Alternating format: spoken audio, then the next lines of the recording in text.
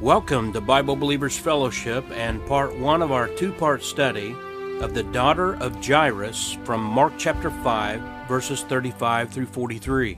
In our previous study, we had seen Jairus approach the Lord when on his way to the house of Jairus, the woman with the issue of blood entered the story. We now return our attention to Jairus and his deathly ill daughter and the grace and mercy of our Lord Jesus Christ. We want to offer this reminder that these messages are available online at our website, kjvbiblebelievers.com. So stay tuned at the end and we will also give additional contact information. But that website again is kjvbiblebelievers.com, where you will find literally hundreds of free audio and video messages. And we now begin part one of this two-part study of the daughter of Jairus from Mark chapter 5, verses 35 through 43. Started last week with verses 21 to 24. Verse 21, it said, "When Jesus was passed over again by ship unto the other side, much people gathered unto him, and he was nigh unto the sea. And behold, there cometh one of the rulers of the synagogue, Jairus by name. And when he saw him, he fell at his feet." And we discussed that a little bit, that's a pretty fascinating thing to think about. You have this guy who is the ruler of the synagogue. And that would be like the mayor of your city in that time, coming into your presence, and he's got the suit and tie on. Everybody like, look at that. Now, you have to be honest with you, I don't even know who the mayor is right now. So it might be a man or woman. They come walking in the room, I'd be like, "Who's that?" I'd be the dumb guy, you know. Jenny, I always said she should walk around with one of those T-shirts. "I'm with stupid," you know, because I'm clueless about that stuff. But anyway, just think of someone you would recognize who's kind of up there in the social ladder. And everybody always whispers. Psh. Today, they make little gods, small g, out of politicians and actors and athletes. And you can imagine, even though he's kind of fallen in the eyes of a lot of people, Tiger Woods, he comes out to the memorial here, and they say it's still incredible, the crowd that gathers just to look at him, and the chance to talk to him. And Tiger is a self-professed Buddhist. It would be wonderful to see Tiger walk into a church and fall on his knees. Of course, he can fall on his knees anywhere. But that's this kind of thing. Jesus is walking down the road, and here comes Tiger Woods. "Hey, look, there's Tiger Woods." And then he falls at Jesus' feet. Isn't he Buddhist? Yeah. That's the way people are thinking of Jairus here. What's this ruler of the synagogue falling at Jesus' feet? And we talked about, just to give you the setting, it's on the west coast of the Sea of Galilee. It's back over into the area west of Jordan is where this is all happening. And Jairus is basically abandoning his social status, falling at Jesus' feet like he did. And here's why. Verse 23, read that with me. "And besought him greatly, saying, My little daughter lieth at the point of death. I pray thee, come and lay thy hands on her, that she may be healed, and she shall live." And as I said last week, in our last study, I'm thankful that I've never had to say those words. But you can put yourself in his shoes. Anyone you love dearly, that moment when you really think that this is it. I've known people who have had loved ones who've been sick for a decade or more. But then when that moment comes where they're called in and told, "Hey, this is really it," that changes everything. Turns your world upside down. Suddenly things you thought were important are no longer important. I remember the moment whenever I've shared this before, that we were living in Mount Healthy, Ohio. And this was in 1999, March 1999. And an F4 tornado comes at us. Well, we had moved there on a short notice and had to move into, guess what? A trailer. And I don't believe in luck, but man, I decided, well, with short notice, let's go ahead and live in a trailer, sign a 6-month lease, and then we'll move into something nicer. And during that 6-month period, that place gets hit with the only F4 tornado on record. Well, we're in this place, and I grabbed the girls, and they were so small I could just grab them, put my arms around them. And it is so loud that screaming at the top of my lungs, you can't even hear your own voice. That's what it's like in a tornado. The whole trailer is shaking. It's like an earthquake. I thought we're dead. I just thought, this is it. I hope this is painless. Seriously, that's what was going through my mind. And I was just praying, I was praying, Lord, if we're going to die, just make it painless. That's what I prayed. And thankfully, this massive tornado went just over our trailer park and landed in a neighborhood just next to us. These were like $1 million homes. The people in there had heard this thing coming without sirens or anything. They just were awakened by the noise of it and hit shelter, and nobody was killed. If that thing had hit our trailer park, it would have set records killing people. This was a huge trailer park. At that moment, nothing else mattered to me. Nothing. I was dealing with some really heavy stuff at that time. And at that moment, couldn't care less. And this is the kind of moment that Jairus has. And what's he do? He falls at Jesus' feet. I'm not being super spiritual or anything by telling you that's exactly what we should do. You hit these kind of moments, that's when you just fall at Jesus' feet. That's all you can do. And so we see Jairus with what we could call desperation and tenderness. Both in those words. My little daughter. She's at the point of death. And then we started in verse 24 where it says, and Jesus went with him. And then from that point, we kind of stopped the story with Jairus and we looked at this other character who came into the story, which was the woman with the issue of blood. And we went verse by verse through that. And I'm not going to repeat it.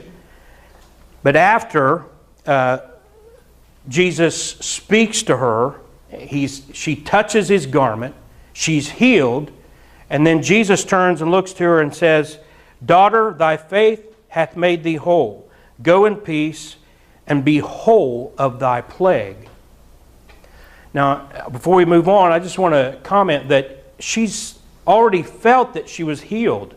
But notice Jesus still says, go in peace and be whole of thy plague. In other words, she was healed permanently. Whereas a lot of today's healings, they are healed at the moment that they're in front of the preacher at the big faith healing thing. They feel that they've been healed. They'll be pronounced healed. And then they'll still die of whatever it was they had or go home and it comes back. There have been people who've said, talking about using the word back, the back pain will be gone.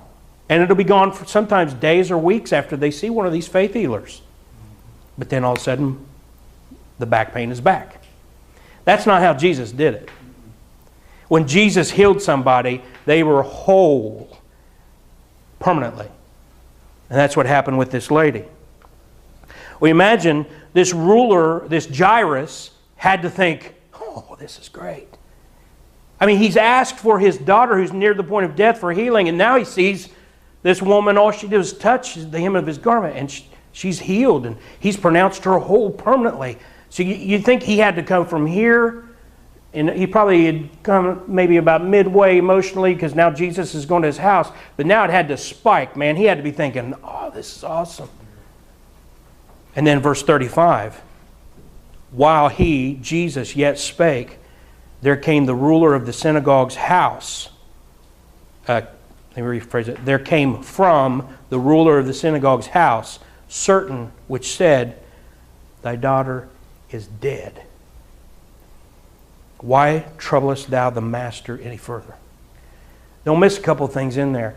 First of all, like I said, he spiked wow, he just healed this woman. And just as the thought is crossing his mind, Jesus is still speaking to the woman with the issue of blood. He crashes.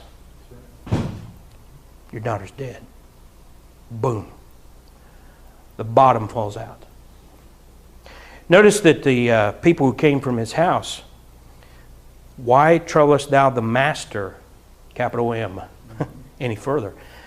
And evidently, here Jairus is the ruler of the synagogue, but he's teaching his house, not just his family, but his whole, everybody in his employ about Jesus. And so this guy was a serious believer.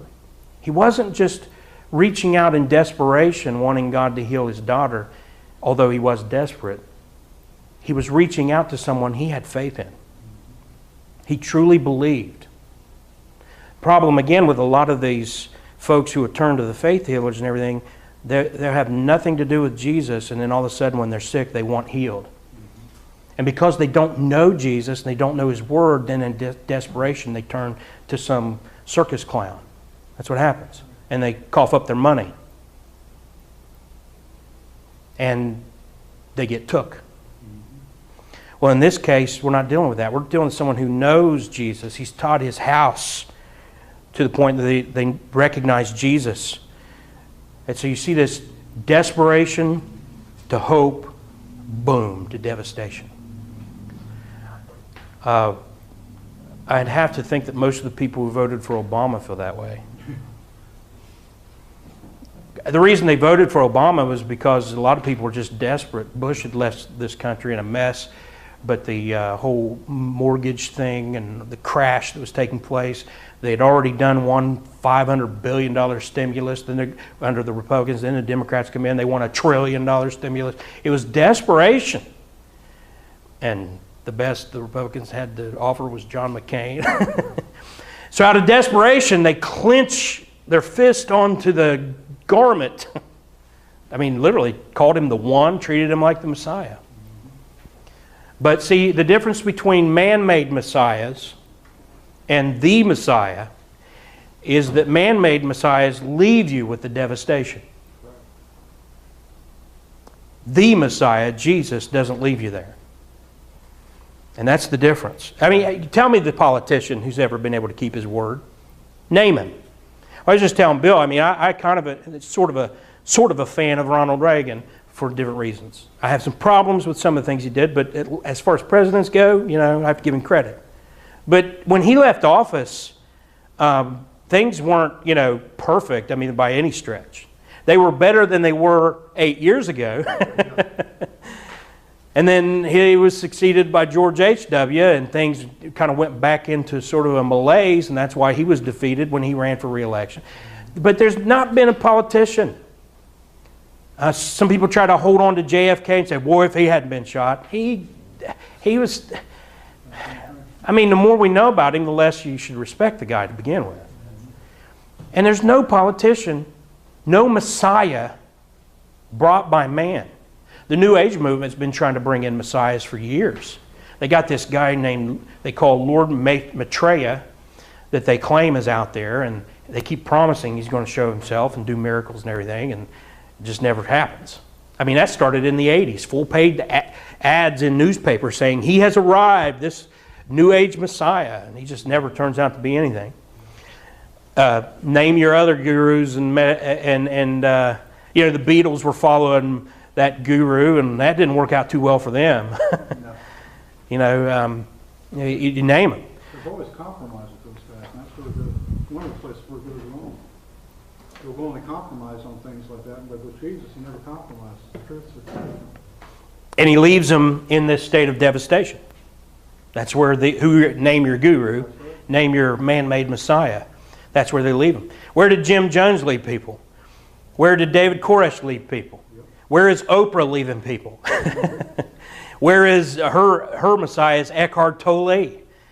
And he's left her devastated. She's followed him, and now her empire's crumbling. On and on it goes. One after the other. They choose some man-made Messiah, some man-made guru, and they leave you with the devastation. And folks, this is life. This is life. If you try to take life by the palms of your own hands and make things happen, over and over and over, you'll be left with devastation. As a matter of fact, even as a follower of Jesus Christ and you doing what's right, you will continue to see most of what's around you end up in devastation because people are people. And that's just the way it is. I know it would sound better if I were to join the Osteen crowd and say, you know, God just wants to be good to you. He wants you to be happy. That's all. Just be happy. Come on now, everybody. Happy, happy, happy, happy, happy all the time. Come on. I mean, that's what they sing. That's all they talk about. Every message you turn them on week after week, it's the same thing. God's going to be good to you. Your miracle's about to happen. You know, every week. I don't even if I believed that stuff, I'd get tired of hearing it every week. Yeah. You know, it's like a broken record. Just want to go, you know, and get a new record. Frisbee. And it's also not reality. I'm sitting there listening to this stuff and I'm thinking, you know, I know all kinds of people who follow those gurus. And their lives are a wreck. All these people who've been following these preachers who tell them if you give me $1,000, God will bless you 100-fold. They've never got a $100,000 check in the mail. They're still in debt. They're still struggling. They're still going on. But they keep hoping and keep. It's like people who go to the casinos, people who play the lottery. They're still dirt poor. We had a conversation a few weeks ago when that big super mega whatever, it's people won like 200 million or something like that. And it's like, yeah, how many people? There's a few people who won. Yeah, 3 people, 3 winners, 3 tickets that won. And everybody's like, yeah, well, there's 3 people. Yeah, but there was 300 million suckers. That's just a legalized pyramid scheme.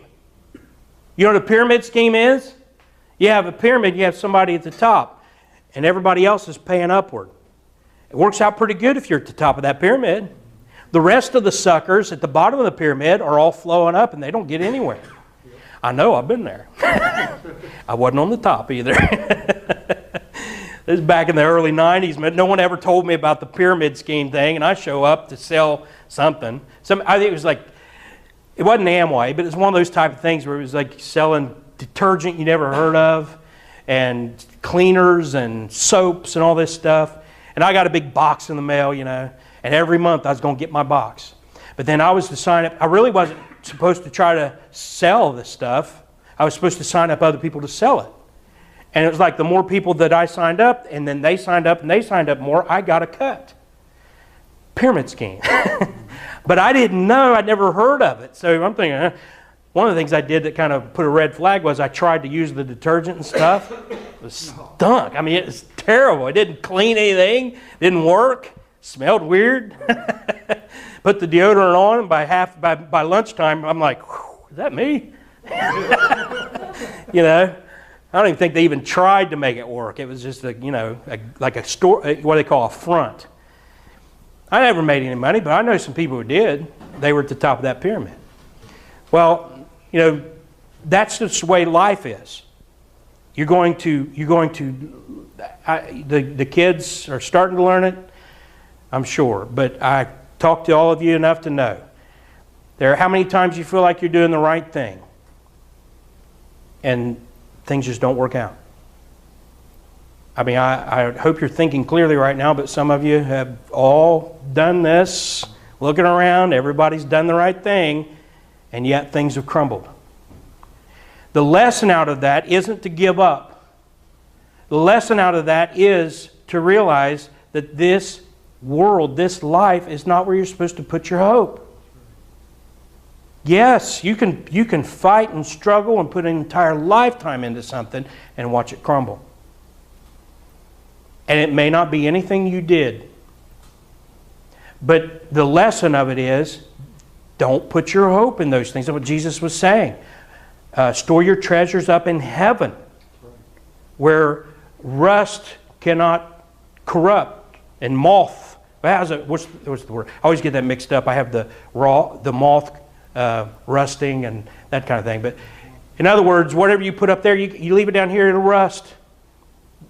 buy a brand new car and love it, and then next thing you know, you back up and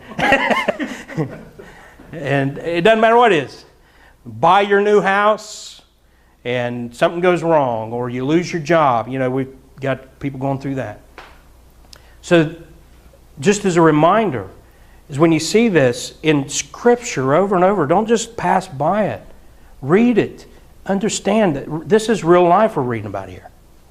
It's really what we're going to deal with. Peter, that's why he wrote in 1 Peter 4:12, "Beloved, think it not strange concerning the fiery trial, which might try you."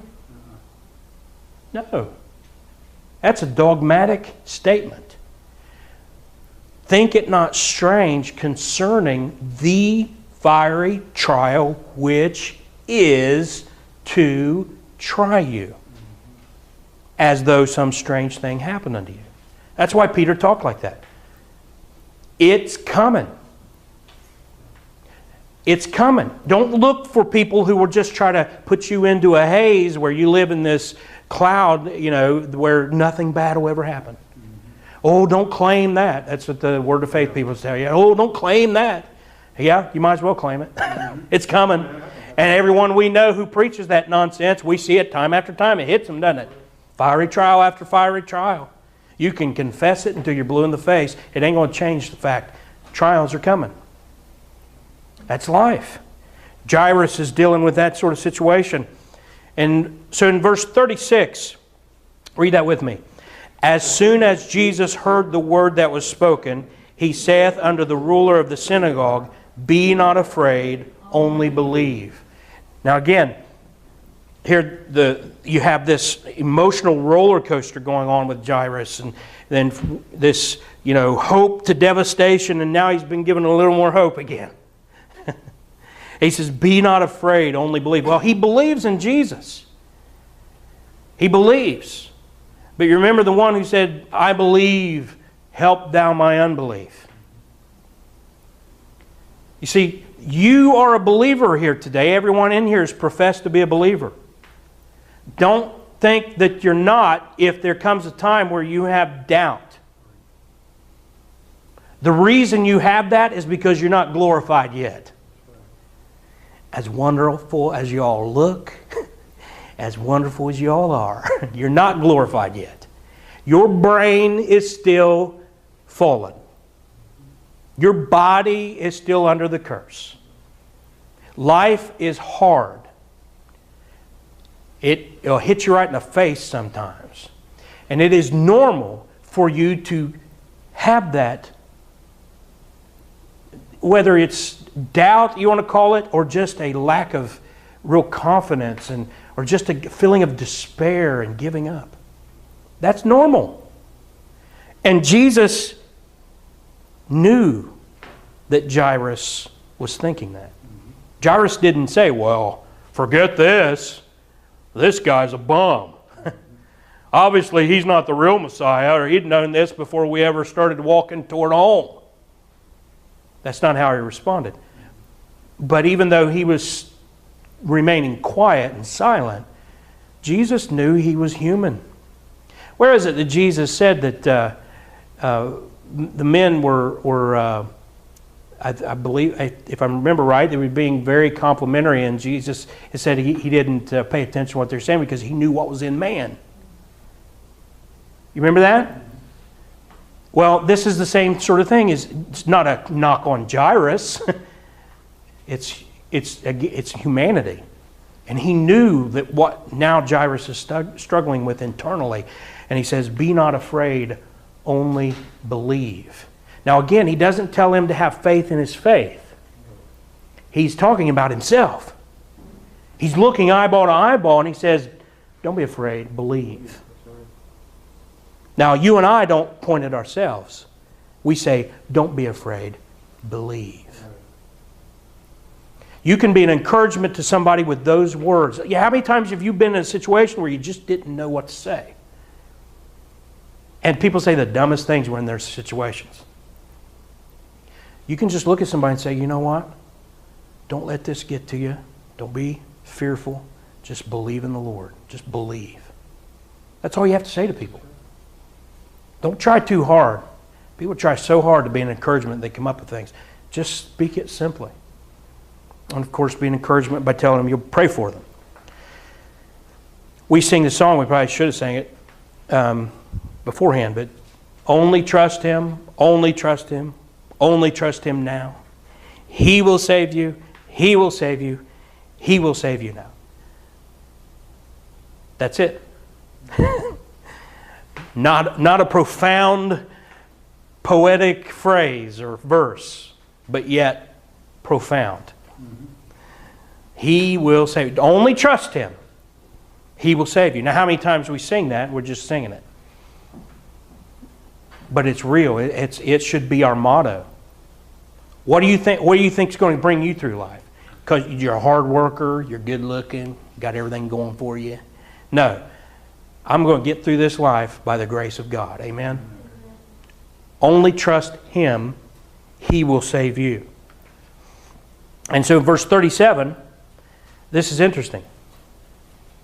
Read that with me. And He suffered no man to follow Him save Peter and James and John, the brother of James. He, at this point, stops the mob and even 9 of the 12 and goes on with just 3. These are referred a lot of times to as the 3 because there are numerous times in the Mount of Transfiguration and other places where He only took these 3 with Him. Why? Well, because He wanted to get rid of the crowd for Jairus' sake, I believe. But He also wanted, in the mouth of 2 or 3 witnesses, to let a thing be established. See, Jesus always went by the law. And so He takes 3 eyewitnesses. And as I mentioned, they're called the 3 because you see that on numerous occasions. When He went on the Mount of Transfiguration, He didn't have to have those 3 there. And it's comical if you read it because they kind of, if they just sat there silently, it would have been okay. But Peter's like, oh, this is good that we're here. Let's build 3 tabernacles, one for, and Jesus basically said, Peter, go sit down. That's not what the purpose of you being here is. What was the purpose? Well, Mark, we believe, got his information for this gospel from Peter. Peter wrote 2 epistles and actually referred to that moment on the Mount of Transfiguration. So the reason for them to be there was to be eyewitnesses. And that's the reason for the 3 coming along for this event with Jairus. So we come to verse 38. Read that with me. And he cometh to the house of the ruler of the synagogue, and seeth the tumult, and them that wept and wailed greatly. We have to end part 1 of our study right here of the daughter of Jairus, Mark chapter 5, verses 35 through 43. Be sure to watch or listen to part 2, which we will have available on our website at kjvbiblebelievers.com. You may get in touch with us by clicking the Contact Us button at kjvbiblebelievers.com, or you can write to us at Bible Believers Fellowship, P.O. Box 662, Worthington, Ohio 43085. That address again is P.O. Box 662, Worthington, Ohio 43085. We do hope you will continue to study God's infallible book with us, and that you will tell others about these Bible studies and our website ministry. I am Pastor Greg of Bible Believers Fellowship, and I thank you for listening.